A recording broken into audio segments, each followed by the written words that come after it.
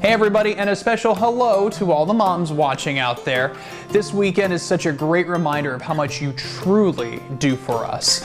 So instead of doing something wacky, I want to give a special shout out to my mom, Kimberly Ross. She's one of the reasons I'm in the TV business. It's where she met my dad, and ultimately it was a career she gave up so she could raise my two brothers.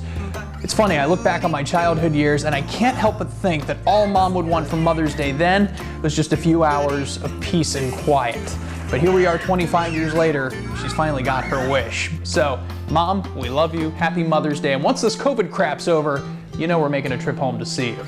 As for the rest of you, let's do something awesome and exciting for the moms in your life, shall we? Far be it from me to imply you're terrible at baking, but maybe this year we do something easy and delicious. Maybe you're considering breakfast in bed, good start, or a 3-course feast including dessert, even better. This giant cinnamon roll cake will not only take the long hours out of the equation, but will easily be the surprise your wife or mother will devour.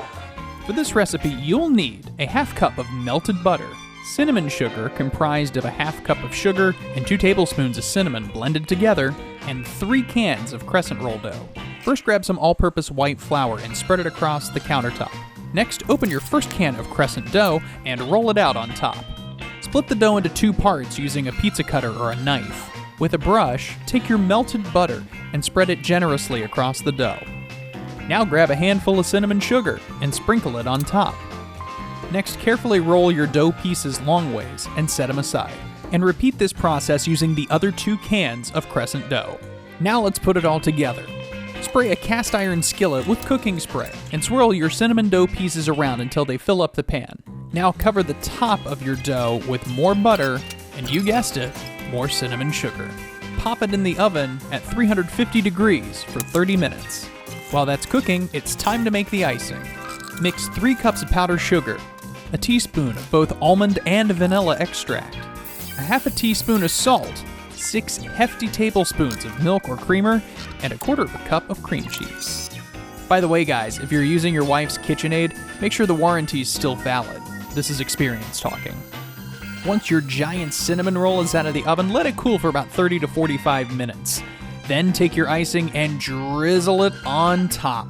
This is probably my favorite part of the whole thing. Once you're done, store it in the fridge until it's time to eat.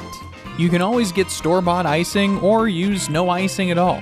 However you go about it, this Mother's Day, make sure you leave plenty of room for dessert. I'm sure you've heard the old saying, take a picture, it'll last longer. Well, now you can, using popsicle sticks, a little creativity, and of course your guidance. The kids will have a one-of-a-kind frame to give to Mom that she'll treasure forever. Start off by gluing 4 popsicle sticks together in a square using hot glue. Then add 3 additional sticks to one side, securing them in place. Now this part is totally optional, but if you want to add some paint, now is the perfect time to do it. Once it's dry, flip it over and take 3 more popsicle sticks and trim the ends off. This will add some support for your picture when you drop it in. Now we'll cover the back the rest of the way, but before I do that, I'm going to take 8 of the 12 sticks I'll need and paint them, just in case Mom decides to put in a smaller picture. Once that dries, glue your painted ends face down and add 4 additional sticks to complete the back. Now cover the back of the frame with your choice of paint. For extra rigidity, I glued 2 popsicle sticks to each end. This made sure that any of my back pieces didn't pop off. You can also take 2 popsicle sticks and cut them to make a base for your picture frame to stand. Finally, top off your picture with a few decorations of your own. Use stickers or whatever you have to make it unique for Mom. Snag a pic of you and Mom and place it front and center in the frame. It's sure to put a big smile on Mom's face and perhaps a few happy tears in her eye.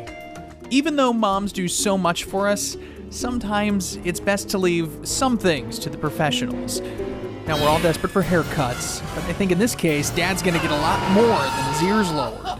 Keep those passing the time photos and videos coming to our See It, Snap It, Send It section of WECT.com. We'll keep sharing them with everyone right here on your TV. And check out CapeFearWeekend.com for a list of fun activities to do under quarantine. You might find something else that Mom will enjoy. Helping you make the most of your Cape Fear weekend, I'm Gabe Ross, wishing you a happy Speaking of mothers. Hi, Mom. No, I don't have any babies yet.